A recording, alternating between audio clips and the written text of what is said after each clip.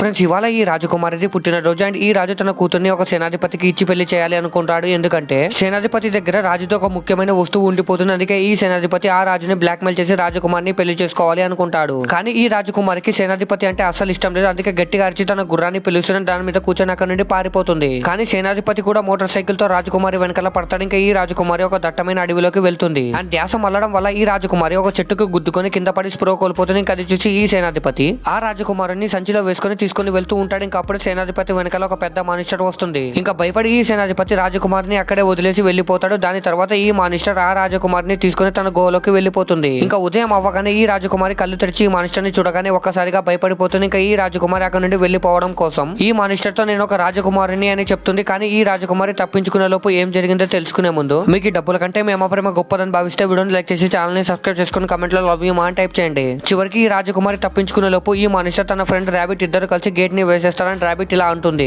రాజకుమారి మన దగ్గర ఉంది అని తెలిస్తే మహారాజు మనకి ఫుల్ గా డబ్బులను ఇస్తాడు అంటారు. నెక్స్ట్ పార్ట్ కావాలంటే కామెంట్ చేసి లైక్ చేయండి.